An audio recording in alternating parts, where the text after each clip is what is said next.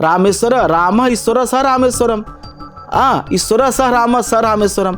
भगवान शिव कहते हैं कि जिनके ईश्वर जो है राम है वो रामेश्वरम है। भगवान राम कहते हैं कि नहीं, जिनके जो राम की ईश्वर हैं वो रामेश्वर है। भगवान शिव ने क्रोध में आकर के एक बार भगवान ब्रह्मा का एक सर जो है वो अलग कर दिया था। कौन है शिव? जिन चीज़ों से या जिनसे हमारा कल्याण हो सके वो सब शिव हैं। त्रिदेवों में से एक है नारायण। जब उन्हें पता नहीं चला कि इसका आदि और अंत कहाँ है भगवान शिव का, तो आम जनमानस या आम जो हमारे ऋषि मुनि जिन्होंने साधना की उनको कैसे पता चल सकता है। तो शिव जी का सबसे बड़ा रहस्य क्या है? भगवान शिव कभी भी जैसे कि कल्याण कार्य में या कभी शुभ कार्य में या जो पूजा होती है, लेकिन जब आपके ऊपर विपत्ति होती है तो सर्वप्रथम अगर कोई देव खड़ा होते हैं तो महादेव खड़े होते हैं। महादेव कहलाने के पीछे क्या वजह है? जब भगवान शिव ने समुद्र मंथन से निकले हुए हलाहल विष को पिया, अगर वो हलाहल को नहीं पीते न कोई देवता बचता, न कोई मानव बचता, न कोई असुर बचता, न कोई दानव बचता। क्या है शिवलिंग? लिंग का अर्थ लोग गलत लेते हैं। लिंग का अर्थ किसी भी पुरुष या स्त्री के अंगों से मतलब नहीं है। लिंग का जो शब्द है वेद में वो है निशान, चिन्ह।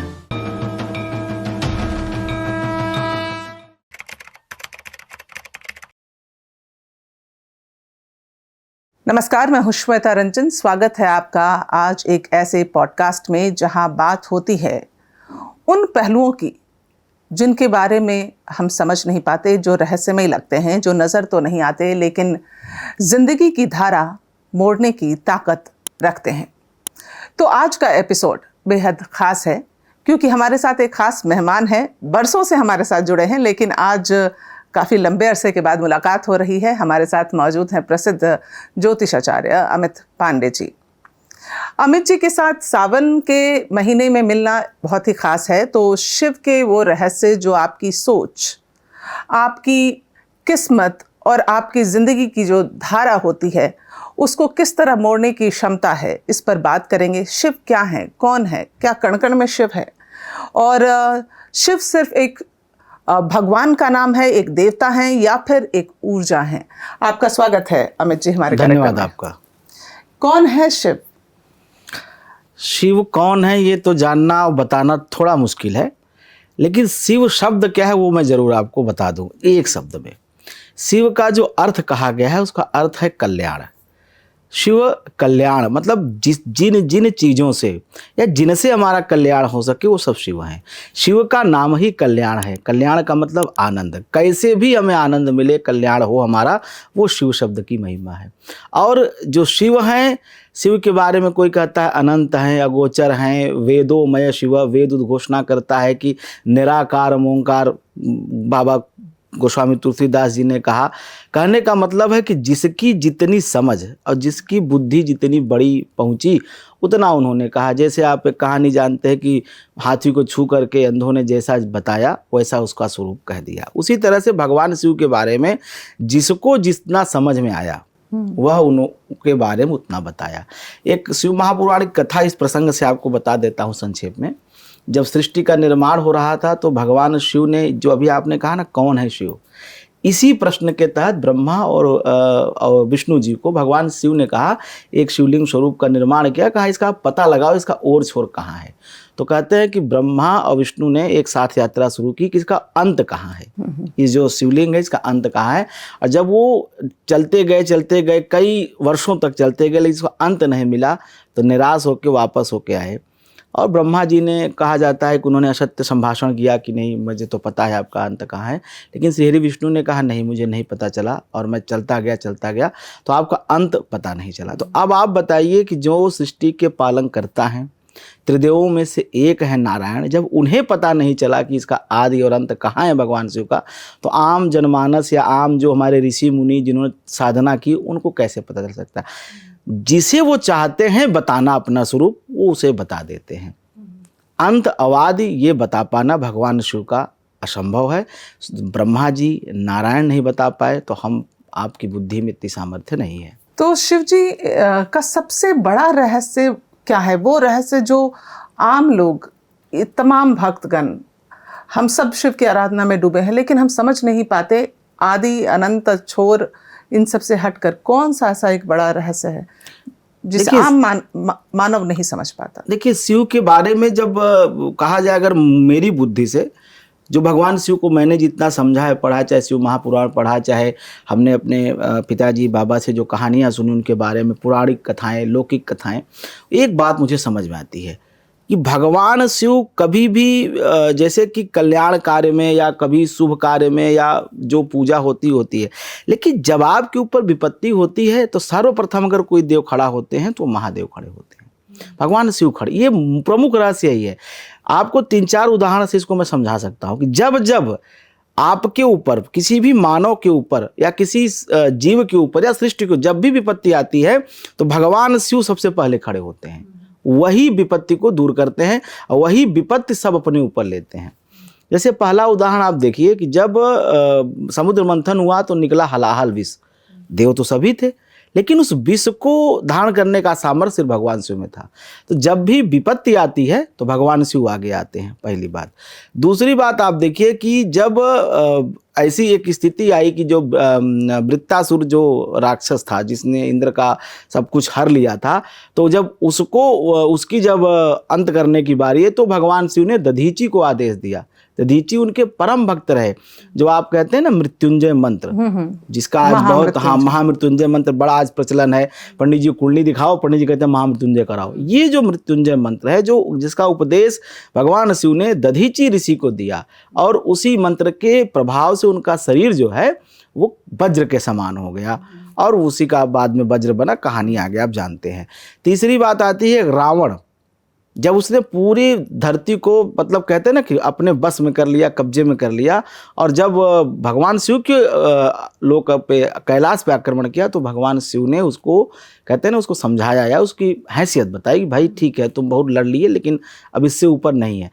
भगवान शिव को आप कभी नहीं देखेंगे सुखों का भोग करते हुए, कभी नहीं देखेंगे आप उनको किसी भी भोग विलास वस्तु से संलिप्त होते हुए। इवन दैट आप जो उनके चित्र भी देखेंगे या जो उनकी ध्यान की बात कही जाती है, ध्यान, समाधि, धारणा, जो योग के जो अष्टांग योग है, उसी किसी एक क्रम में उनका चित्र जो है बना हुआ है। सिर्फ और सिर्फ पूरे जीवन क्रम में उनका अगर देखा जाए या वर्ष में एक बार देखा जाए, जो महाशिवरात्रि आती है फागुन के महीने वाले, जिस दिन उनका शिव विवाह होता है, उसी दिन एक उनका जो है ऐसा स्वरूप होता है जो एक श्रृंगार का और एक स्वरूप का बनाया जाता है। अन्यथा वो हमेशा योगी के रूप में, एक योगिक क्रिया करने वाले योग गुरु के रूप में, या ये कहा जाए कि आदि योगी के रूप में उनकी पूजा होती है। कभी भी उनको किसी भी सांसारिक वस्तुओं से मोह माया नहीं है। और इसको पूर्ण करने के लिए एक आप बड़ी बात जानिए कि हमेशा भगवान शिव की जो जितनी भी आप मूर्ति देखेंगे वो समाधि रूप में देखेंगे। समाधि सबसे ज़्यादा भगवान शिव लगाते हैं, और कई बार कथाएं आती हैं कि समाधि भंग करने के लिए समाधि का स्वरूप कौन है? शिव हैं। शिव ही समाधि है, समाधि ही शिव है। जब साधक सहस्रार पे पहुंच जाता है, सहस्रार 7वां चक्र है जो यहाँ पे होता है, तो वो भगवान शिव का स्थान माना जाता है कि अब भगवान शिव के सायुज्य आपको मिल गया। तो देवों के देव महादेव जब हम कहते हैं शिव जी को, तो महादेव कहलाने के पीछे क्या वजह है? महादेव कहलाने का मतलब यूँ है कि देखिए, देव तो सभी कहे जाते हैं। देवताओं में जब महाशब्द है, ये प्रत्यय है कि किसी को विशिष्ट पद देने का, एक विशेषता देने का। जब भगवान शिव ने समुद्र मंथन से निकले हुए हलाहल विष को पिया, अगर वो हलाहल को नहीं पीते, न कोई देवता बचता, न कोई मानव बचता, न कोई असुर बचता, न कोई दानव बचता। तो उस हलाहल विष को पीने के कारण से वो देवाधिदेव महादेव कहलाए। और आप देखिए कि उनके जीवन को मैं जब देखता हूँ तो अपने जीवन के लिए कुछ नहीं रखा, कुछ भी, कोई सुख सुविधा नहीं। ऐसा कौन देव होगा कि रहने को कैलाश जैसा पर्वत है? पर्वत पे क्या है, आज भी अगर आप जो उधर पहाड़ों की तरफ जाइए, जो उत्तराखंड और हिमाचल की पहाड़ियाँ हैं, वहाँ माइनस में टेम्परेचर होता है, मतलब घास भी पैदा नहीं हो सकती है। ये स्थिति आज भी है, और हम मानते हैं कि तब भी यही स्थिति रही होगी। और वहाँ पर क्या है, मतलब भगवान शिव की अगर आप पूजा करें तो उनके जो नैवेद्य चढ़ाए जाते हैं उसमें भी जो भांग है ये घास ही है, जो धतूरा है, बेलपत्र है, ये सब क्या है, घास फूस ही तो है। आदमी जो खाता भगवान शिव के, आप जो नैवेद्य है आप उसमें देखिए बेलपत्र सबसे ज़्यादा प्रयोग किया जाता है। क्या है, घास है। क्या भगवान शिव बेलपत्र खाते थे? हाँ भाई खाते थे, बिल्कुल खाते थे, क्योंकि जहाँ वो रहते थे, जिस लोकेलिटी में रहते थे, वहाँ ऐसी ही चीज़ उनको सबसे अधिक प्रिय क्या है, रुद्राक्ष। वो जहाँ वो रहते थे वहाँ रुद्राक्ष आज भी होते हैं। तो भगवान शिव का जीवन बहुत, जैसे कहते हैं ना, तपस्वी का जीवन है।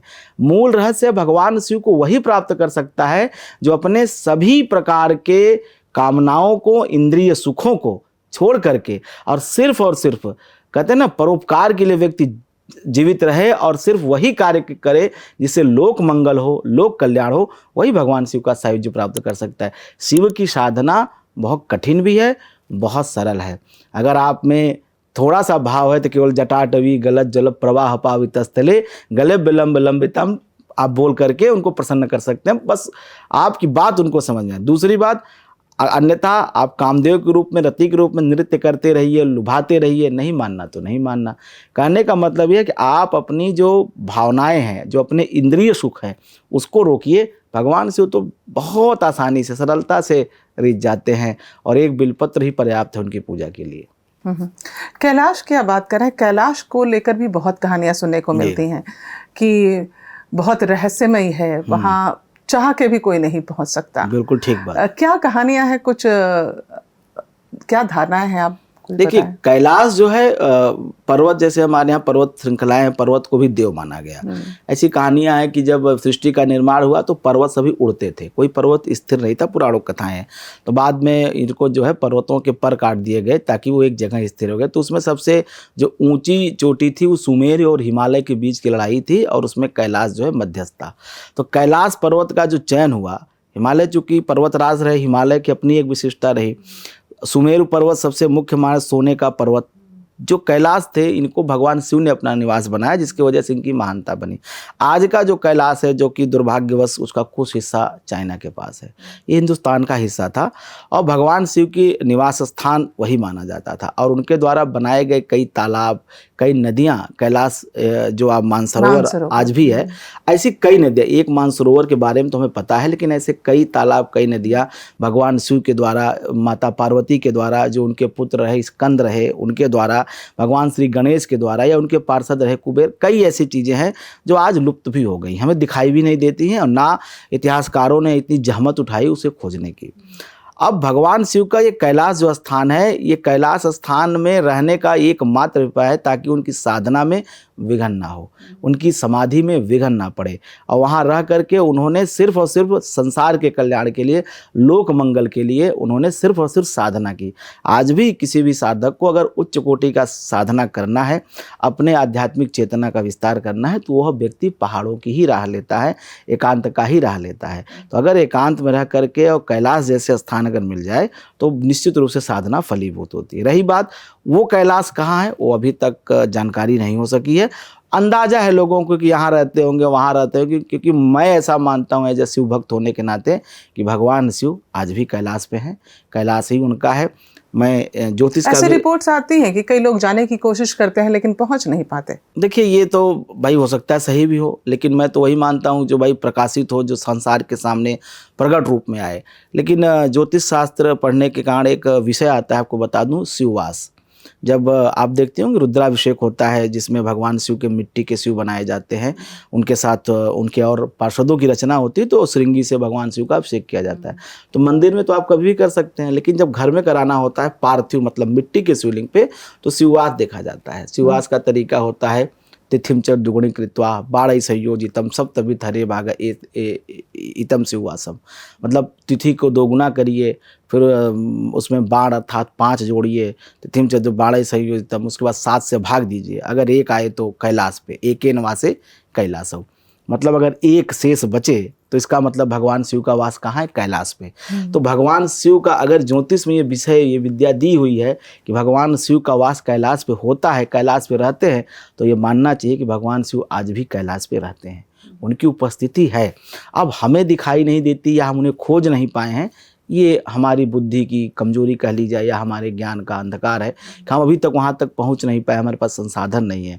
अब रही बात कुछ लोग गए नहीं गए, ये तो भाई वो लौटने वाले ही बताएं। और हम तो ये मानते हैं कि जब वो चाहेंगे जिसको बताना, तो उनके लिए, तो अपने भक्तों के लिए तो जहाँ भक्त है वहीं पहुँच जाते हैं। चाहे रामेश्वरम हो, और चाहे काशी विश्वनाथ हो, और चाहे परली के बैद्यनाथ हो, चाहे सोमनाथ हो, चाहे उज्जैन हो, जहाँ वो चाहे भक्त पहुँच जाते हैं। तो क्या हर ज्योतिर्लिंग की अलग मान्यता है, शिव हर जगह है? देखिए, ये बहुत बड़ा विषय है, लेकिन इसमें मैं आपको 2 बातें बताता हूँ जो मुख्य है। पहली बात ये जानिए कि ये भगवान शिव के सभी आत्मलिंग स्वरूप हैं। आत्मलिंग ये होता है कि भगवान शिव के जो आत्मशक्ति, आत्म तत्व है, उससे प्रकट किए हुए हैं। बाकी शिवलिंग सब पूजनीय हैं, लेकिन ये जो 12 ज्योतिर्लिंग है, सौराष्ट्र सोमनाथ सप्तश्री शैली मल्लिकार्जुनम, ये जो सौराष्ट्र से लेकर के और रामेश्वरम तक, या केदारनाथ से लेकर के और वाराणसी के विश्वनाथ, वैद्यनाथ और ओंकारेश्वर, त्र्यंबकेश्वर, ये जितने भी ज्योतिर्लिंग हैं भगवान शिव के आत्मलिंग स्वरूप हैं। मतलब स्वयं वही शिव हैं जो कैलाश पे बैठते हैं, जो मूल शिव हैं, उन्हीं का स्वरूप है। उनका दर्शन कर लिया, भगवान शिव का दर्शन कर लिया, एक ये बात। दूसरी बात यह है कि समय समय पर जैसा उनका स्वरूप है वैसी वहाँ पे कोई न कोई उस समय घटना जो है, या कोई न कोई ऐसा इंसिडेंट भगवान शिव के द्वारा रचा गया जिसकी वजह से उनका अलग अलग महत्व है। जैसे सोमनाथ जी का जो मंदिर है, ये चंद्रमा को पाप मुक्त करने के लिए भगवान शिव ने उस स्थान का निर्माण किया। चंद्रमा क्या है? चंद्रमा मन सो जाता, चंद्रमा मन का कारक है। कैसी भी पाप बुद्धि हो, कैसी भी जड़ता हो मन में, हमेशा व्यक्ति को गलत विचार आते हों, नेगेटिव थॉट्स आते हैं। आजकल आप देखती होंगी कि बच्चों में डिप्रेशन बहुत जल्दी आता है। बहुत ज़्यादा पढ़ाई से या नौकरी नहीं लग रही है तो बहुत ज़्यादा डिप्रेशन और मानसिक रोगों की, जैसे कहते हैं ना, बाढ़ सी आ गई है समाज में। तो उसके लिए कौन है? सौराष्ट्र की वो सोमनाथ भगवान चंद्रशेखर। उनका दर्शन करने मात्र से मानसिक रोगों से मुक्ति मिलती है। तो जिनके मन में बुरे ख्याल आ रहे हो, या जिनका बच्चा डिप्रेशन, मानसिक रोग, हाँ, तो उनको सौराष्ट्र जाना चाहिए। बिल्कुल 100%। और ज्योतिष में एक विषय और आता है कि शनि और चंद्रमा की जो युति होती है, या चंद्रमा पे शनि की दृष्टि हो, तो इसे विषयोग कहा जाता है। और विषयोग का सबसे बड़ा उपाय है कि आप वर्ष में एक बार कभी भी जा करके सोमवार के दिन भगवान शिव के स्वरूप जो सोमनाथ में है उनका दर्शन कर लीजिए। निश्चित रूप से आपका कल्याण होगा, और जो ये विषयोग का निर्माण हो रहा है इसका प्रभाव आपके जीवन पे नहीं होगा। इसी तरह से आप रामेश्वरम देख लीजिए। रामेश्वरम क्यों बनाए गए? भगवान राम ने भगवान रामेश्वरम की स्थापना सिर्फ इसलिए की ताकि वो विजय प्राप्त कर सके। अगर आपको विजय चाहिए, कोई बहुत बड़ी दिक्कत, कोई बहुत बड़ी प्रॉब्लम ऐसी है कि जो लगता है कि नहीं अब आपके बस का नहीं, अब हो गया आपका पुरुषार्थ, आपके पुरुषार्थ की यहीं तक सीमा थी, फिर आप रामेश्वरम जाइए, उनका दर्शन करिए। निश्चित रूप से वहाँ से लौट के आने के बाद आपको मार्ग मिलेगा। करेंगे आप ही, वो पुरुषार्थ, वो सामर्थ्य जो आपका समाप्त हो चुका था, उसमें भगवान शिव कृपा से वृद्धि होगी, बढ़ोतरी होगी, और आपको विजयश्री जरूर प्राप्त होगी। जैसे आनंदवन कहा जाता है काशी को, आनंदवन। तो कहते हैं ना कि भगवान शिव ने क्रोध में आकर के एक बार भगवान ब्रह्मा का एक सर जो है वो अलग कर दिया था।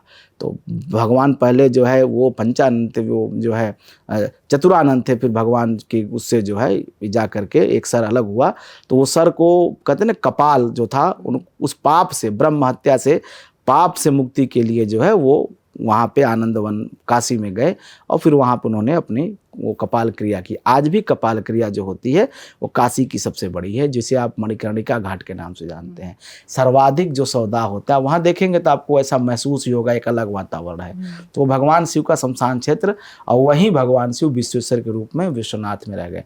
तो अगर कोई ऐसा कर्म है जिसे लगता है कि नहीं आपको पाप हो गया, कोई गलती हो गई, तो भगवान विश्वेश्वर हैं, विश्वनाथ हैं, वो वाराणसी में बैठे हैं। वहाँ जाइए, उनका आप दर्शन करिए, उनका आप जलाभिषेक करिए, उनका दुग्धाभिषेक करिए, तो इससे ज़रूर आपको पाप मुक्ति मिलती है।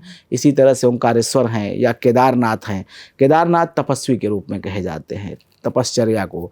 ऐसे विद्यार्थी बालक जो अपना ज्ञान बढ़ाना चाहते हैं, जो खुद को एक बड़े लीडिंग रोल में देखना चाहते हैं सोसाइटी के लिए, उन्हें केदारनाथ का दर्शन करना चाहिए। तो जो ज्योतिर्लिंग है इनका अपना अलग महत्व है। और कहीं ना कहीं आप एक बार और देखें, सौभाग्य है कि आज हिंदुस्तान बढ़ गया, लेकिन फिर भी जो ज्योतिर्लिंग है वो सब हमारे पास है। तो ऐसे क्या आप मुझे हर ज्योतिर्लिंग का विस्तार से बता सकते हैं कि हाँ, किसका क्या महत्व है? बिल्कुल बता सकते हैं। जैसे मल्लिकार्जुन का। मल्लिकार्जुन उन लोगों के लिए है जिनका विवाह नहीं हो रहा है, क्योंकि ये प्रेम की कथा है। ये कहते हैं ना, वो मल्लिका और अर्जुन, ये प्रेम की कथा है। ऐसी हमारी कन्याएं, हमारी बहनें कि जो अपने वैवाहिक जीवन से अपूर्ण हैं, या जिनका वैवाहिक जीवन शुरू नहीं हो रहा है, या कोई ऐसे मैरिटल जो है डिस्प्यूट हो गए हैं, तो उनके लिए वो जो श्रीशैल पे जो बैठे हुए हैं महेंद्रगिरी पर्वत के पास, वो उनका दर्शन करना बहुत महत्वपूर्ण है, श्रीशैल पर्वत है। श्रीशैल एक पर्वत शिखा है, वहाँ जा कर के उनका दर्शन करने से किसी भी तरह का मैरिटल डिस्प्यूट जो है वो समाप्त हो जाता है। और अगर अविवाहित कन्याएं हैं तो उनका विवाह भी बहुत अच्छा होता है, क्योंकि वो प्रेम की कथा है। भगवान ने वहाँ प्रेम का स्वरूप प्रकट किया है और बाद में वो माता गौरी के साथ वहाँ पे विराजमान हुए श्रीशैल पे। मल्लिकार्जुन भगवान माने वहाँ पे माता का भी नाथ पहले लगा हुआ है, जैसे गौरी शंकर है ना, वैसे मल्लिकार्जुन, तो वो एक वहाँ पे अगर दर्शन किया जाए। इसी तरह से अगर किसी की कुंडली में राहु का दोष है, राहु बहुत परेशान कर रहा है, आजकल राहु बहुत ज़्यादा परेशान कर रहा है। राहु खास करके जो बच्चे 91, 92 के पैदा हैं, जिनकी कुंडली में राहु वृश्चिक और धनु का है, उनकी तो बहुत बुरी स्थिति है। मतलब वो नौकरी में दिक्कत हो रही है, वो कोई भी, मतलब सबसे बड़ी दिक्कत उसमें क्या है, वो किसी न किसी नशे में फंस गए हैं। बहुत ज़्यादा उनके माता पिता इस वजह से नहीं परेशान है कि बच्चा कुछ नहीं कर रहा, वो इस वजह से परेशान है कि उनका बच्चा नशा बहुत कर रहा है। कोई मोबाइल के नशे में परेशान है, कोई अति कामुक होकर के पता नहीं क्या क्या कर रहा है। मतलब जैसे कहते हैं एकदम राक्षसी प्रवृत्ति हो गई ड्यू टू राहु, सिर्फ राहु का दोष है। तो उसके लिए दारुक वन में नागेश हैं, नागेश स्वरूप में जो है, जो भगवान शिव का एक नागों के अधिपति होने के नाते जो वासुकी उनके गले में बैठते हैं, वो नागेश के स्वरूप में वो नाग दारुक वन में हैं, उनका जाके दर्शन करना चाहिए। इसी तरह से जो है, जो घुसमेश हैं, कि आपके जीवन में पारिवारिक कलह है तो उसके लिए घुसमेश का दर्शन करना चाहिए। इसी तरह से आप जो है परल्याम वैद्यनाथम, ये सिर्फ भक्ति और मुक्ति देने वाले, महाराष्ट्र में परली नामक एक जगह है, इसमें थोड़ा सा मतभेद है। कुछ लोग कहते हैं कि परली वाले वैद्यनाथ हैं, कुछ लोग कहते हैं ये जो झारखंड में जो वैद्यनाथ धाम है यहाँ पे देवघर वाले। अब इसमें देखिए, मैं इस नहीं जाना चाहता कि मुझे तो लगता है कि भाई जो श्लोक की रचना हुई है परल्याम वैद्यनाथ, हम लोग जो पढ़ते हैं ना द्वादश ज्योतिर्लिंग स्तोत्र, तो उसमें यही आता है परल्याम वैद्यनाथ। हमसे तो परली वाला जो महाराष्ट्र का जो है वो ज्योतिर्लिंग है, वहाँ दर्शन करना चाहिए भक्ति और मुक्ति की प्राप्ति के लिए। तो जितने 12 स्वरूप है हमारी 12 कामनाओं को पूर्ण करने वाले। और ज्योतिष के आप जब टेबल को देखते हैं होरोस्कोप पे, तो लग्न से लेकर के और 12 भाव होते हैं। तो ये 12 ज्योतिर्लिंग इन 12 भावों के ही द्योतक है। हर ज्योतिर्लिंग में जैसे पहला भाव शरीर का है, निरोगता का है, हमारा लग्न है, तो वो अगर आपको देखना है भगवान शिव को, उस हिसाब से आप देखें। जैसे धर्म है, धर्म मतलब हमारा जो है नवम भाव, तो ऐसे भगवान जो केदारनाथ जी हैं नवम भाव। ऐसे जैसे आप रोग देखना है तो आप जो है सोमनाथ छठा भाव। ऐसे अगर आप विजय श्री देखना है, लक्ष्य देखना है, तो आप सप्तम भाव रामेश्वरम। तो इसी तरह से जो 12 भावों का एक मेरी एक अपनी समझ है, सोच है कि भगवान शिव 12 ही ज्योतिर्लिंग क्यों हैं, 12 ही हमारे राशियाँ क्यों हैं, 12 ही कोष्टक क्यों बने। मेरी ऐसी समझ है कि 12 स्वरूप भगवान ने ये भी हमारे ही कल्याण के लिए अपने स्वरूप प्रकट किए हैं कि अगर आपकी कुंडली में, आपके जीवन में कोई इस तरह की प्रॉब्लम है, तो आप वहाँ से इस तरह से अपने पाप से, अपने कष्ट से मुक्ति पा सकते हैं। बिल्कुल। शिवलिंग की आपने अभी थोड़ी देर पहले चर्चा की थी। शिवलिंग क्या है? क्या कोई उसमें उससे भी कुछ खगोलीय कुछ जुड़ा हुआ है? क्या है शिवलिंग? देखिए, ये जो लिंग शब्द है इसका बड़ा मजाक बना पीछे भी, जब काशी का विवाद चल रहा था, काफ़ी कुछ मैंने सोशल मीडिया पे देखा। आज भी लिंग का अर्थ लोग गलत लेते हैं। लिंग का अर्थ किसी भी पुरुष या स्त्री के अंगों से मतलब नहीं है। लिंग का जो शब्द है वेद में वो है निशान, चिन्ह, प्रतीक, सिंबल। लिंग का मतलब सिर्फ सिंबल है। सिंबल क्या है, चिन्ह क्या है? जैसे आप देखती हैं कि जब भगवान, जब आप श्री विष्णु के स्वरूप को देखती हैं तो वैष्णव चंदन लगाते हैं ऐसे, या आप तिरुपति बालाजी के मस्तक का चंदन है, ये भगवान शिव का, भगवान विष्णु का वो प्रतीक चिन्ह है। वो स्वयं भगवान विष्णु है। वो जो तिलक ऐसे जो लगता है वो भगवान विष्णु ही है, उन्हीं का स्वरूप है वो तिलक, और वो निशान है, सिंबल है, प्रतीक है। ये जिलिंग शब्द है, इसका बहुत गलत बाद में कालांतर में जो हमारे विदेशी आक्रांता आए, जो गलत तरीके से इतिहास को लिखा पढ़ा गया, मतलब पूरी तरह से हमारी संस्कृति को, हमारे कल्चर को, हमारे साहित्य को नष्ट करने का भरसक प्रयास किया। मैं तो समझता हूँ कि कैसे भगवान कृपा रही कि आज भी हम इतना कुछ बचे हुए हैं, तो ये भी नष्ट हो जाना चाहिए था। तो लिंग का अर्थ सिर्फ और सिर्फ सिंबल है, निशान है और कुछ नहीं। निशान, ये जो लिंग स्वरूप बनाया जाता है ये भगवान शिव का निशान है, चिन्ह है, प्रतीक है। अगर आपको समझना है तो शिव महापुराण के प्रथम जो 5 अध्याय है उसको आप पढ़ लीजिए। तो शिव ही शिवलिंग है? शिव ही, उसमें स्पष्ट लिखा है भगवान शिव की पूजा से ज़्यादा फलदायी शिवलिंग का पूजन का फल होता है। वो स्वयं कहते हैं, यहाँ तक कि भगवान ब्रह्म पुराण में श्री कृष्ण राधा से कहते हैं कि अगर आपकी भक्ति तभी मिलेगी, राधा की भक्ति तभी प्राप्त होगी जब कोई भगवान शिव की लिंग पूजन करेगा, भगवान शिव की कृपा होगी। मतलब अगर आपको कृष्ण और राधा की भक्ति चाहिए, अगर उनकी कृपा आपको चाहिए, तो आप भगवान शिव के शिवलिंग का पूजन आप करिए। और लिंग पूजन के ही प्रधानता कही गई है, भगवान के शिव स्वरूप का पूजन नहीं है, क्योंकि वो समाधि में रहते हैं। ये केवल शिवलिंग पूजन का विधान है। कहीं भी अगर ऐसा होता तो जो 12 ज्योतिर्लिंग बनाए गए वहाँ मूर्तियां बनती। मूर्तियों की पूजा नहीं है, केवल शिवलिंग की पूजा है। लिंग पूजन उनके निशान, उनके सिंबल की पूजा है, एक प्रतीक। जैसे आज की नवीन क्रिया किसी भी आप अच्छे से अच्छे साइकोलॉजी को आप मिलिए, जो अच्छे से अच्छा पूरे माने विशेषज्ञ हो, पूरी दुनिया के 1 नंबर जो साइकोलॉजी डॉक्टर हो, उसको भी ध्यान लगाने के लिए किसी न किसी केंद्र बिंदु की आवश्यकता पड़ती है। क्यों भाई, तुम ऐसे ही लगा लो, इतने बड़े तुम जानकार हो, इतना पढ़ लिख लिए हो, क्यों एक सिंबल की आवश्यकता पड़ती है, क्यों एक निशान। यहाँ तक कि एक आजकल मैं देखा हूँ कि एक ऐसे गोल गोल घूमने वाला मोमबत्ती जला करके तमाम प्रकार के ऐसे साधनों का प्रयोग करते हैं। तो क्यों, वो निशान है, वो प्रतीक है, वो चिन्ह है, वो आपको केंद्रीकरण करने के लिए किया जाता है, आपको अस्थायित्व देने के लिए कहा जाता है, आपके मन चित्त बुद्धि को एकाग्र करने के लिए। तो ये क्रिया हमारे यहाँ वर्षों से है। हमने उसको सीधे का आदेश कर दिया, आप रिक्वेस्ट, हमने आदेश जारी किया, भाई ये तुम्हें करना ही है हमारी ऋषियों ने। क्योंकि जानते हैं ना कि लोग जब तक अगर आपको थोड़ा सा भय न हो तो आप कोई काम करते नहीं है। बच्चा तब तक नहीं पढ़ता है तब तक लगे ना कल मैं पेपर में फेल हो जाऊंगा, फेल ना हो जाऊं इस भय से वो दिन रात भी पढ़ेगा एक दिन पहले। तो यही मानव का स्वभाव है। इसलिए लिंग स्वरूप निशान है भगवान शिव का, जो भगवान शिव ने ही प्रकट किया हुआ है। और भगवान शिव के इस निशान के पूजन के बारे में स्वयं राधा और कृष्ण ये बात कहते हैं कि जो भगवान शिवलिंग का पूजन करता है वही मेरी भक्ति का अधिकारी है। और उन्हीं कृपा से राधा और कृष्ण की भक्ति मिलती है, जो पर ब्रह्म पूर्ण परमेश्वर हैं, 16 कलाओं से अवतरित हुए। तो आप समझिए कि कितनी बड़ी बात यह है कि अगर शिवलिंग पूजन किया जाए तो न शिव की कृपा अपितु राधा और कृष्ण की भी कृपा, राधा के सायुज्य की प्राप्ति होती है, भगवान श्री कृष्ण के सायुज्य की प्राप्ति होती है। यहाँ तक कि भगवान राम ने भी शिवलिंग की पूजा की थी। बिल्कुल की भाई, रामेश्वरम में, रामेश्वरम की व्याख्या भी दोनों अलग अलग करते हैं। रामेश्वर, राम ईश्वर स रामेश्वरम, ईश्वर स राम स रामेश्वरम। भगवान शिव कहते हैं कि जिनके ईश्वर जो है राम है वो रामेश्वरम है। भगवान राम कहते हैं कि नहीं, जिनके जो राम के ईश्वर हैं वो रामेश्वर है। शब्द एक ही है। दोनों में आप देखिए ना, आज के पहले एक और हमारे यहाँ बड़ी लड़ाई रही और पता नहीं कैसे आई, शैव और वैष्णव की। शैव संप्रदाय के लोग अलग, और जगतपाल एक राजा हुआ आदिकाल में जिसने बहुत सारे वैष्णवों को मतलब दुख पहुंचाया, कष्ट पहुंचाया। लेकिन फिर भी अगर ये बात होती तो आप ये समझो कि ये कैसे रामेश्वरम नाम होता है, जो राम के ईश्वर हैं वो रामेश्वरम है, या शिव जिनके ईश्वर तो वो रामेश्वरम है। तो ये मतलब है ना बात। दूसरी बात, मैं सभी जो इस कार्यक्रम को सुने या देखें, अगर वो थोड़ा बहुत कर्मकांड जानते हैं या श्री हरि विष्णु को जानते हैं, शिव को जानते हैं या नहीं जानते हैं, तो आज मैं जो बता रहा हूँ इसको आप चेक कर लीजिए। भगवान शिव की जो सबसे बड़ी कर्मकांड की पुस्तक है, जिससे भगवान शिव की सबसे बड़ी पूजा की जाती है, वो है शुक्ल यजुर्वेद के रुद्राष्टाध्यायी। शुक्ल यजुर्वेद से निकाला गए 8 अध्याय जो रुद्राष्टाध्यायी है, इसी से पूजा की जाती है भगवान शिव की।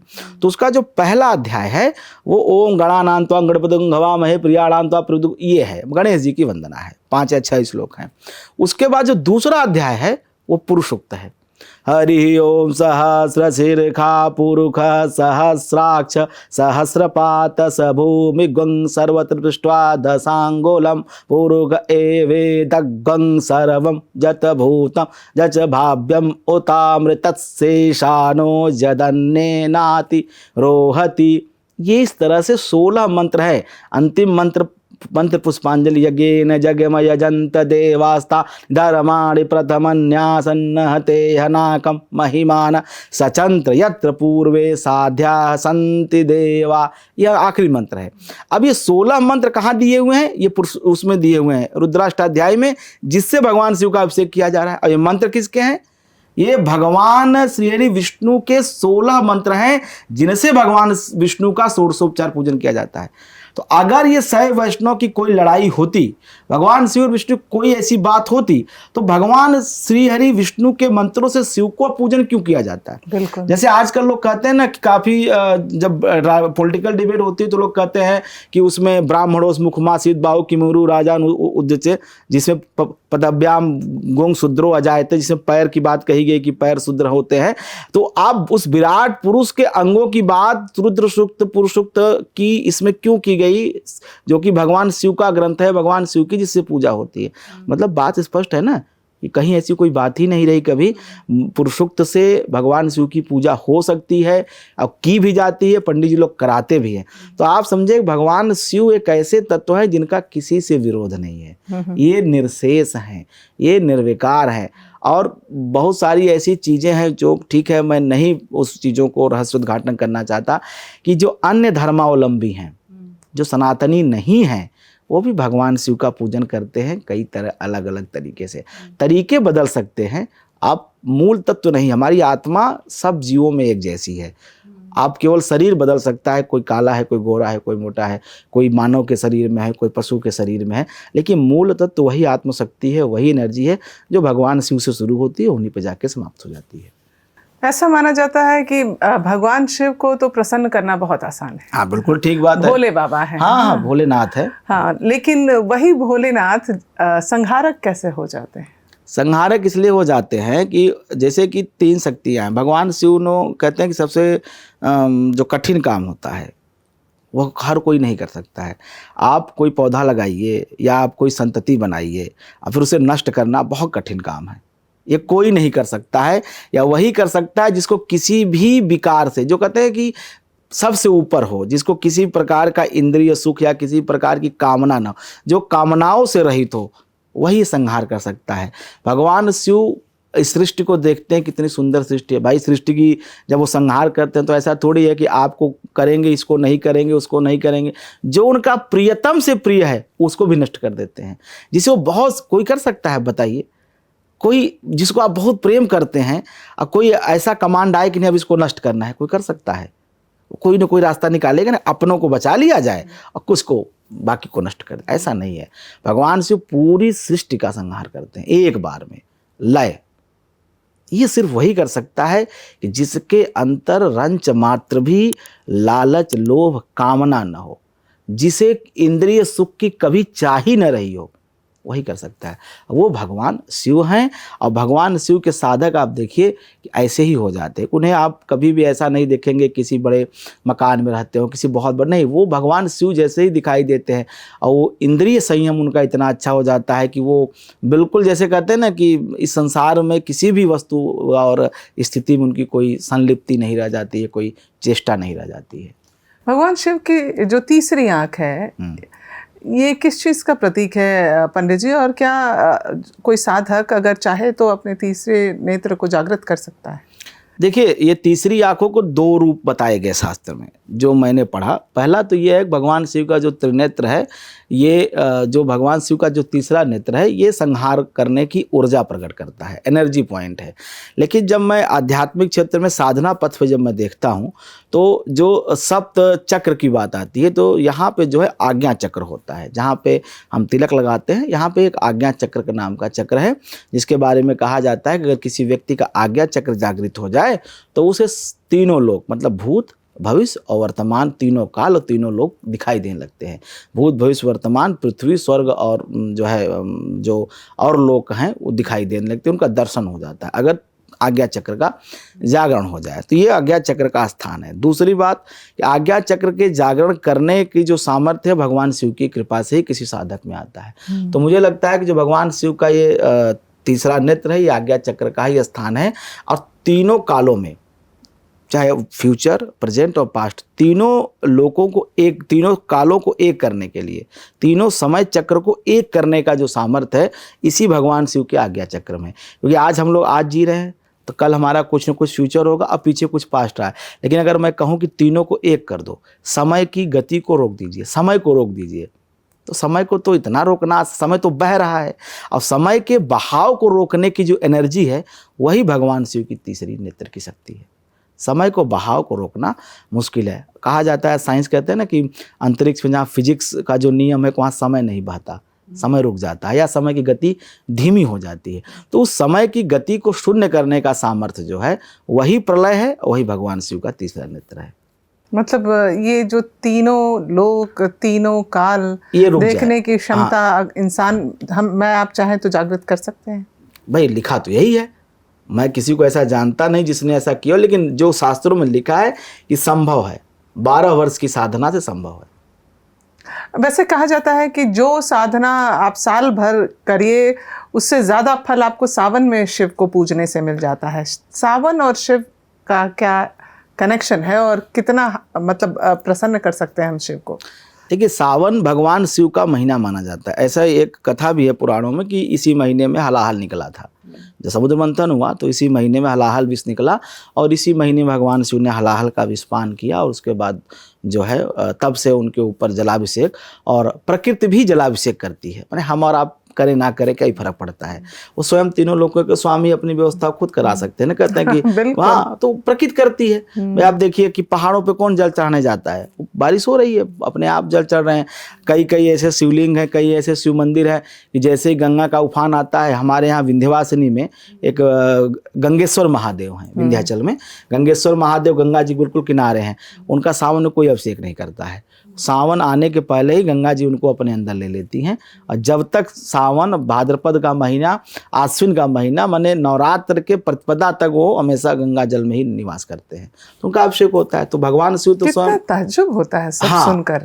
मतलब हाँ, प्रकृति ने उनका ऐसी व्यवस्था, वो स्वयं अपनी व्यवस्था कराए। हम आप अभिषेक कर दें तो हमारा कल्याण है, उनको कोई फर्क नहीं पड़ता। मतलब लेकिन इन सब के पीछे कोई लॉजिक भी तो नहीं, साइंस कितना भी कर ले, लॉजिक हर चीज का ढूंढना नहीं चाहिए। अगर लॉजिक आप ढूंढते तो आप ये बताइए कि यहाँ तो समय चल रहा है, अंतरिक्ष में समय क्यों नहीं बह रहा है? और आगे जाएंगे समय हो सकता है वो भी समाप्त हो जाए, और आगे जाए तो हो सकता है कि कुछ भी ना हो, सिर्फ अंधकार हो। क्या है, आपकी बुद्धि जितना समझ सकती है बस उसमें ही आपको समझना चाहिए, और उसमें जो बेहतर हो सके वही करना चाहिए। तो भगवान शिव की ऐसी कई चीजें हैं, कई ऐसी बातें हैं कि आप देखें कि वो प्रकृति नहीं, उन्होंने एक ऐसा, कहते हैं ना, ऐसा वातावरण, एक ऐसा माहौल, एक ऐसा सिस्टम, एक ऐसा तंत्र बनाया हुआ है कि उनका जलाभिषेक, उनका पूजन स्वयं प्रकृति करती है। और जो कहते हैं ना कि भगवान शिव पंच तत्वों के अधिपति कहे गए। जैसे 5 तत्व है ना, क्षिति जल पावक गगन समीरा। अच्छा, हमारे यहाँ जो कर्मकांड की विधि है, एक तो दिक्कत ये है कि कर्मकांड करने वाले और कर्मकांड कराने वाले करा तो देते हैं जो किताब में लिखा है। ये गलती मैं भी करता था, पुस्तक में लिखा है आहुति दो तो दो, क्यों दे रहे हैं, कैसे दे रहे हैं, ये कभी तर्क करने की चेष्टा हमारी रही नहीं, क्योंकि एक भय रहा हमारे मन में कि कहीं ये बंद न हो जाए। क्योंकि इतने आक्रांता है ना हमारे देश में कि केवल सबने एक काम कहा, यज्ञ बंद करो, पूजा बंद करो, मूर्ति पूजा खराब है, ये आहुति खराब है, ये पंडित तुम्हें बेवकूफ़ बना रहे हैं, ये ब्राह्मण ठीक नहीं कर रहे। माने जितना दर्शन लिखा पढ़ा गया पिछले 200 साल में, वो सिर्फ और सिर्फ अगेंस्ट द सनातन धर्म, और उसमें टारगेट पॉइंट पे रहे ब्राह्मण। एकदम हकीकत है, ये पॉलिटिकल हो सकता है, लेकिन धर्म को नष्ट करने का सबसे आसान है, आप ब्राह्मण को नष्ट कर दो, सनातन अपने आप नष्ट हो जाएगा। जैसे मैथ के टीचर को मार दो, मैथ की विद्या खत्म, काम खत्म, कहानी खत्म। तो ब्राह्मण टारगेट इसीलिए किए गए क्योंकि धर्म को थोड़ा बहुत जो, अच्छा उनका भी भय रहा, वो लोगों को पढ़ाए नहीं। वो क्या किए कि जो लिखा है, हमारे बाप दादा हमें बता गए कि ऐसे आहुति डालनी है, क्यों डालनी है ऐसे ये नहीं बताए, पर साहब डालो। अच्छा, उनके लोग फॉलोअर थे भाई, मानते गए। लेकिन बाद में जब जैसे जैसे मेरा अध्ययन बढ़ा, मैं चूँकि मैं विज्ञान का भी विद्यार्थी रहा, तो मैंने चीज़ों को दूसरे तरीके से देखना शुरू किया। कि आप देखिए, हमारे यहाँ कोई भी चीज़ कराया जाता है तो उसके मुख्य रूप से 3 माध्यम होते हैं। पंडित जी जो उपाय बताते हैं, जब मैं बच्चों तक कहते थे सूर्य को अर्घ दो, तो भाई अर्घ क्यों देना है, सूर्य को ही अर्घ देना है, भगवान शिव का अभिषेक करना है, सब जल से करना है। दूसरी बात आहुति जो अग्नि से, और तीसरी बात कही जाती है मंत्र बोलो, वेद के मंत्र, वेद के ऋचा, स्तोत्र और स्तुति, यही बताए जाते हैं, मंत्र का जाप। मैं बहुत दिनों तक सोचता रहा कि आखिर ये 3 ही माध्यम क्यों हैं, इसका कारण क्या है। भाई हम तो कहा, मान लिया हमारे पिताजी ने कहा, बाबा ने कहा, कोई और तीसरा जो विधर्मी हो क्यों मानेगा, उसका क्या लॉजिक है। बाद में समझ आया कि आप कोई भी धर्म हो, कोई भी जीव हो, अगर इस पृथ्वी पर रहता है तो 5 तत्वों के सहारे के बिना नहीं रह सकता। उसे अग्नि की आवश्यकता है, उसे जल की आवश्यकता है, उसे इस पृथ्वी की आवश्यकता है, उसे इस जो वायु की आवश्यकता है सांस लेने के लिए, और आकाश की आवश्यकता है जो कि वर्षा ऋतु और तमाम अन्य जो पराबैंगनी किरणें हैं सूर्य की, ओजोन परत की लेयरें हैं, तमाम ऐसी चीज़ें हैं, वायुमंडल है 8000 फीट पे है, फिर 10,000 फीट पे है, ये वायु आकाश तत्व, ये 5 ही तत्व हैं, छठा कोई एलिमेंट है नहीं। और इन बाद में जब मैंने 5 तत्वों पे ध्यान किया तब मुझे समझ में आया कि जो हमारी पूजा पद्धति है, पूरी पूजा पद्धति इन्हीं 5 तत्वों को सेट करने पे निहित है। चाहे वो शैव ग्रंथ हो, चाहे शाक्त ग्रंथ हो, चाहे वैष्णव ग्रंथ हो, तीनों ग्रंथों में इन्हीं 5 तत्वों को कैसे ठीक किया जाए ये बताया गया है। कैसे इन 5 तत्वों को आप ठीक कर सकते हैं, इनके साथ आपका सामंजस्य ठीक हो जाए, यही बताया है मंत्रों में। और आप यकीन जाने, अगर ये 5 तत्व आपके नियंत्रण में आ जाए तो आप भगवान हैं। आप अगर कहें वर्षा अभी हो, वर्षा होने लगे आपके कहने से, तो आप क्या लगता है कि आप कितने बड़े बाबा हो जाएंगे आज के टाइम पे? क्या हो सकते हैं? आप कहें कि बारिश हो रही है, आप कह देंगे नहीं अब वर्षा ऋतु, अब रुक जाओ, वर्षा बस हो गई बहुत, वर्षा रुक जाए आपके कहने से, अगर आप पे जल तत्व पे कमांड है तो। अगर इसी तरह से जो तत्व हैं, जो एलिमेंट हैं, अगर आपके नियंत्रण में आ जाएं तो ये 5 तत्व, जैसे आहुति दी जाती है तो हम जो भी आहुति देते हैं अग्नि को देते हैं, अग्नि को देते हैं। अब उसमें देखिए 5 एलिमेंट प्रयोग हो रहे हैं। अग्नि तत्व है, हम आहुति दे रहे हैं तो उसमें घी मिश्रित रहे, उसमें जो है जौ मिश्रित है, काला तिल है, तमाम ऐसी औषधियाँ हैं जो पृथ्वी से मिलती हैं, जिसमें जल तत्व का दूध स्वरूप घी और जो है और तत्व मिले हुए हैं। और हम मंत्र बोलते हैं जो कि हमारा वाणी है, जो ध्वनि है, और जो कहते हैं ना वायु में ही तो आप बोल रहे हैं, वायु में हम यहाँ से बोले तो जो गति मापी जाती है, जो आजकल रिमोट सेंसर जो होता है इसी वायु में ही तो फ्लेक्स करता है, या रेडियो किरणें जो तरंगे हैं ये वायु में ही संचार करती। इस संचार माध्यम को आप देखिए, वायु संचार माध्यम है। अगर यहाँ वायु चली जाए तो ना मुझे आपकी आवाज़ सुनाई देगी ना आपको मेरी। ये वायु माध्यम से, मतलब अग्नि हो गया, पृथ्वी हो गया, वायु हो गया। आप इन्हीं तत्वों के प्रयोग से आप आहुति दे रहे हैं ना, तो इसलिए आहुति दी जाती है। दूसरी बात, सूर्य जब अर्घ देते हैं, चाहे गंगा जी में खड़े होकर के, चाहे सूर्यार्घ देते हैं, जल तत्व सीधे कनेक्शन, और आकाश की तरफ मुँह करके देते हैं आकाश तत्व। जितने भी आप क्रियाएं हैं, उसके बाद आप देखें कि जो क्रिया की जाती है, कपाल क्रिया जो की जाती है, तो मिट्टी के ऊपर 94 लिखा जाता है जब किसी का अंत्येष्टि करते हैं काशी में, ऐसे नियम है। और बाद में उसकी अस्थियों को समेट करके और गंगा जी में या पवित्र नदियों में जहाँ जैसी मान्यता है बहाया जाता है। तो पृथ्वी तत्व और जल तत्व का समावेश है। तो 5 तत्वों की साधने की ही बेसिक जो रूल है वही हमारे शास्त्र में बताए गए हैं। और आगे चल करके इसके और जब शाक्त पुराण आप पढ़ेंगे या वैष्णव पुराण पढ़ेंगे, या जो भगवान शिव के लिखे गए शैव ग्रंथ है, चाहे शिव महापुराण आदि ग्रंथ है, तो इसमें उसकी विशिष्ट क्रिया बताई गई स्पेशल। वही अब आप ये सब तो कर लिए, लेकिन अब वो शरीर में कहाँ है, कैसे आप उसे अपने वाणी से, अपने आँखों से, अपने हाथों से, अपने इंद्रियों से कैसे उसे कमांड कर सकते हैं, ये क्रिया सिखाई और समझाई गई है। अच्छा, ऐसा भी होता है कि क्या किसी राशि, कोई खास राशि हो जिसको शिव की आराधना ज़रूर करनी चाहिए? कर्क राशि। कर्क राशि के लोगों को भगवान शिव की साधना जरूर करनी चाहिए। अगर वो शिव की साधना नहीं करेंगे तो उनके साथ मुश्किलें हमेशा रहेंगी। कर्क लग्न और कर्क राशि दोनों लोगों को। कर्क राशि स्वामी चंद्रमा है, और चंद्रमा के बारे में बहुत स्पष्ट है कि चंद्रमा कभी भी एक जैसा नहीं रहता है। आप देखेंगे कि अमावस्या के दिन बिल्कुल गायब हो जाता है और पूर्णिमा के दिन पूर्ण रूप से प्रकट हो जाता है।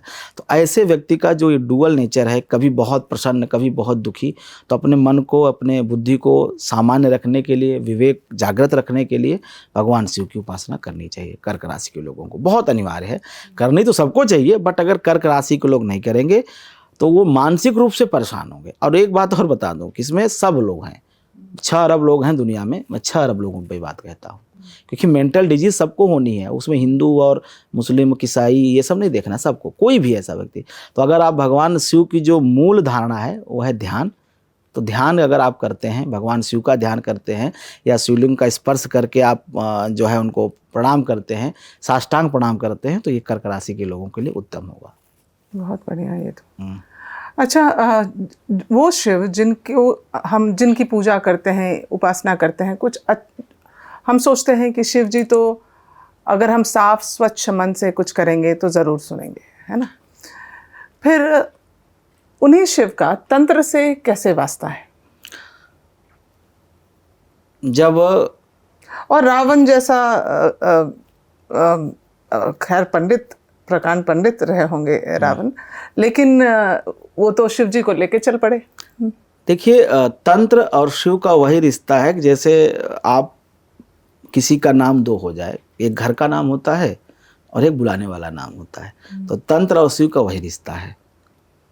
कभी भी जैसे कि एक कथा आती है शंकराचार्य जी से जुड़ी हुई। भगवान शंकराचार्य जी एक बार काशी में गए तो उन्हें भगवान शिव जो है एक कपाली के रूप में मिले। मल जो है जो कपाल क्रिया कराते हैं, जो शमशान की क्रिया कराते हैं, वो एक डोम जिसको कह लीजिए उसके रूप में खड़े हो गए। तो आदिकाल में ऐसी मान्यता थी कि जो पूजा करने वाले लोग होते हैं, जो कपाल क्रिया करने वाले होते हैं, वो पूजा करने वाले ज़्यादा श्रेष्ठ होते हैं, अंतिम क्रिया करने वाले उनसे मतलब अधम होते हैं, नीच होते हैं। ऐसी मान्यताएं रही, होती भी हैं। चूँकि चीज़ बात भाई, आप किसी से रोने, भाई उसका पैसा लेते हो, या मुर्दा पड़ा है तुम उससे पैसा मांग रहे, दो पैसा तो हम तुम्हारी लाश जलाने देंगे।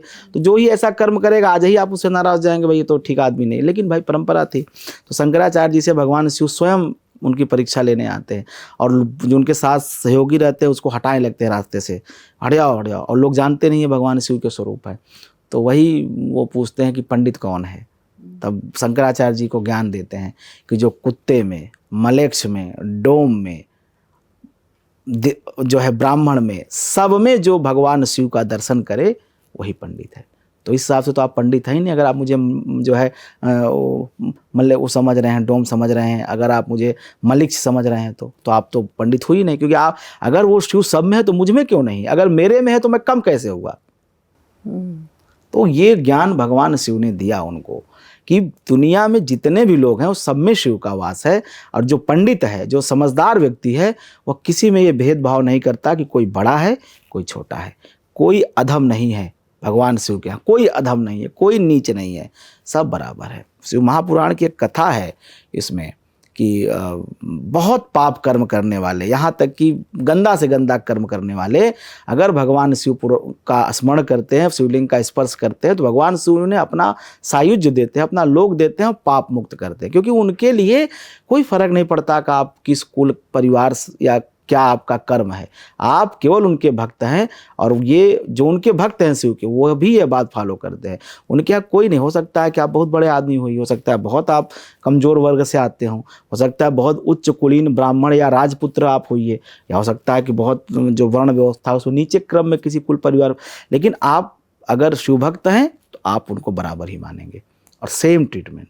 तो ये ज्ञान जो है भगवान शिव। अब रही बात तंत्र की, तंत्र यहीं शुरू होता है। तंत्र क्या है? सिस्टम। जब ऊपर बैठे हुए राजा, जो सबसे शीर्ष पे बैठा व्यक्ति है, और जो सबसे नीचे का बैठा व्यक्ति है, जब दोनों में एक समानता, एक जैसे कहते हैं एक समान संबंध हो, तो एक अच्छा तंत्र चलता है। ये हो गई आज की व्याख्या। जो आप समझना चाहती हैं कि जो तंत्र आजकल जिसे बताया जाता है, डराया जाता है कि ये कर दो तो ऐसे हो जाए, शमशान में क्रिया, तो भगवान शिव ने अपनी शक्ति उत्पन्न की कई बार। जैसे आपने सुना होगा एक कृत्या, नहीं सुना होगा, देखा होगा। जब दक्ष के यहाँ भगवान गए तो उनको बुलाया नहीं गया था, माता पार्वती गई और अपने शरीर को उन्होंने अग्नि के माध्यम से हवन कर दिया, जला दिया। तो क्रोध में आकर के कृत्या वीरभद्र को जो भेजा भगवान शिव ने, तो ऐसा माना जाता है भगवान शिव की 64 कृत्याएं सिद्ध थी। 64 कृत्या भगवान शिव के पास हैं सर्वाधिक, और दक्ष के पास 40 या 42 थी, इसीलिए दक्ष उनसे हार गया। जो कृत्या शब्द है, कृत्या प्रयोग है, यही तंत्र की मुख्य देवी है। इन्हीं के माध्यम से प्रयोग किया जाता है, जिसे आप मारण कहते हैं, जिसे आप मोहन कहते हैं, और ये क्रिया शमशान में की जाती है। लेकिन मुझे नहीं लगता कि ये सब चीज़ों में पढ़ना चाहिए, क्योंकि ये बहुत मतलब जैसे कहते हैं ना, इसके अपने दुष्परिणाम बहुत होते हैं। क्योंकि जैसे शक्ति आने के बाद अगर आप संयमित रहे तो ठीक, अगर संयमित नहीं रहे तो, क्योंकि ये संयम बहुत जरूरी है। और शक्ति पाने के बाद अगर रावण संयमित नहीं रह सका तो आप रहेंगे, इसकी कोई गारंटी तो नहीं है। और तंत्र का ज्ञान, शब्द का ज्ञान, ये शिव ने ही दिया है।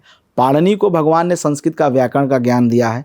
आपने सुना होगा जो संस्कृत व्याकरण के 14 मूल शब्द हैं, अयुड़, ऋलिक, ए और जमंग गणम, जो कपया ससरा हला, ये जो 14 जो मुख्य जो कहते हैं ना संस्कृत व्याकरण के मूल हैं, ये भगवान शिव के डमरू से, नाद से प्रकट हुए। उसी तरह से भगवान शिव के ही द्वारा बताए गए तंत्र अगम ग्रंथ कहे गए, जो आगे चल करके अलग अलग लोगों ने अलग अलग विवेचना की। भैरव तंत्र की जो है वो बात भगवान शिव ने ही बताई माता पार्वती को। उसके बाद जो है जो वाम मार्ग की और साधनाएं रहीं, काली की, महाकाली की, प्रत्यंगिरा उन्हीं की शक्ति कही जाती है। एक उनकी शक्ति है सरभ। सरभ ऐसी शक्ति है श्वेता जी कि जब प्रहलाद का, जब भगवान ने हिरण्यकश्यप का जब वध किया, प्रहलाद को जब बचाया भगवान श्री विष्णु के नरसिंह स्वरूप में, तो जब वो हिरण्यकश्यप का जब उन्होंने वध कर दिया तो उसके बाद इतना उनको क्रोध आया, इतना क्रोध आया कि वो जैसे कह रहे हैं कि पूरी सृष्टि को ही निगल जाने को नरसिंह भगवान उद्यत थे, लगे कि अब सब कुछ नष्ट कर देंगे। तब उनको नियंत्रण में ना लाने के लिए भगवान शिव ने सरभ का, एक पक्षी का स्वरूप धारण किया, सरभ स्वरूप में, जो कि उनको अपनी पंजे से मार मार के उनके क्रोध को शांत किया। जब उन्हें लगा कि नहीं मैं इससे कमज़ोर हूँ, तब वो जाकर के शांत हुए और फिर जो है सृष्टि की सुरक्षा हुई, रक्षा हुई। तो जो तंत्र के एक देव हैं सरभ देव, जो उच्च कोटि के साधक हैं, वो जानते हैं तंत्रों की बातें। इस तरह से ऑन कैमरा उसी को बतानी चाहिए जो साधक अच्छा है या जिसकी रुचि है और जो इसका सही पात्र है। कुपात्रों अपात्रों को इस तरह से नहीं कहना सुनना चाहिए। लेकिन ये जानिए कि तंत्र के अधिपति देवता शिव हैं, उनकी शक्तियाँ कृत्या हैं, उनकी शक्ति सरभ है, उनकी शक्ति प्रत्यंगिरा है, उनकी शक्ति जो है काली है, काली के 10 भेद हैं। महाकाली मुख्य देवी हैं, 10 महाविद्या में जो काली कुल की सभी देवियां हैं वो शिव के ही साथ काम करती हैं। उनके ही शरीर से प्रकट किए हुए 49 भैरव हैं, जो एक एक भैरव एक एक देवी शक्ति के साथ रहते हैं। 49 भैरव में से चाहे आप ललिता की पूजा करिए, चाहे आप कमला की पूजा करिए, चाहे आप दुर्गा की पूजा करिए, चाहे आप तंत्र के किसी भी देवी का पूजन करिए, उनके साथ एक भैरव होते हैं। और वो सभी भैरव उन्हीं भगवान शिव के स्वरूप है, जो 8 भैरव से अलग 49 एकोनपंचाशत क्षेत्रपाल के रूप में जो पूजित हैं, वो भगवान शिव के ही सब स्वरूप कहे जाते हैं। बहुत बहुत शुक्रिया आपका अमित जी, कितनी खूबसूरती से आपने सब कुछ समझाया। और दोबारा उम्मीद करती हूँ कि एक और एपिसोड करेंगे भगवान शिव जी के ऊपर। जरूर जरूर, हाँ जल्द ही। और दर्शकों से एक बार फिर से मैं चाहूँगी आप जुड़े। जी बहुत बहुत शुक्रिया आपका। जी, धन्यवाद।